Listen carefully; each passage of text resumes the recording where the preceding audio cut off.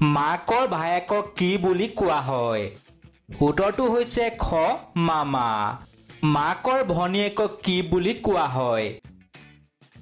উত্তৰটো হৈছে খ মাহী। দেউতাকৰ ককায়েকক কি বুলি কোৱা হয়? ইয়াৰ উত্তৰটো হৈছে খ বৰদেউতা।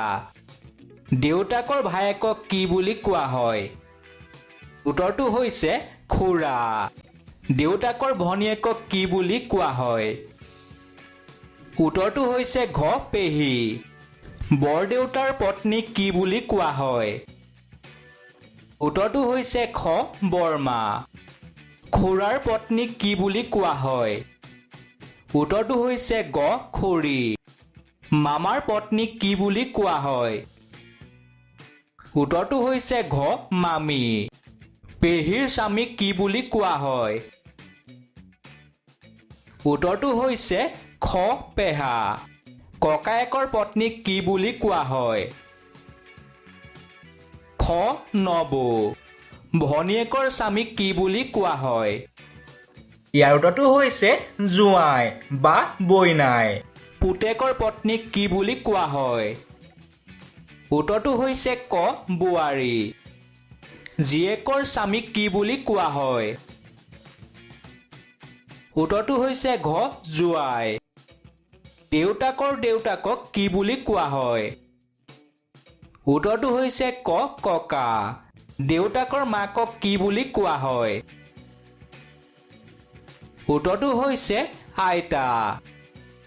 মাকৰ দেউতাকক কি বুলি কোৱা হয়? উত্তৰটো হৈছে ককা। মাকৰ মাকক কি বুলি কোৱা হয়? উত্তৰটো হৈছে আইতা। ভায়েকৰ পুতেকক কি বুলি কোৱা হয়? ভতিজা। ভায়েকৰ জীয়েকক কি বুলি কোৱা হয়? ভতিজী। ভনীয়েকৰ পুতেকক কি বুলি কোৱা হয়? ভাগিন।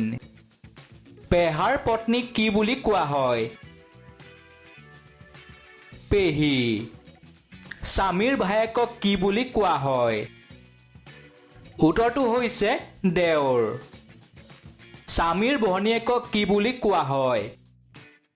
ননদ। বোৱাৰীৰ স্বামী আপোনাৰ কি হয়? উত্তৰটো হৈছে খ পুতেক। মাকৰ ভনীয়েকৰ স্বামীক কি বুলি কোৱা হয়? ইয়াৰ উত্তৰটো হৈছে খ মেচা বা মহা। বন্ধু বান্ধৱীসকল, এনেকুৱা ধৰণৰ ভিডিঅ' পাই থাকিবৰ বাবে চেনেলটো ছাবস্ক্ৰাইব কৰিব। ধন্যবাদ।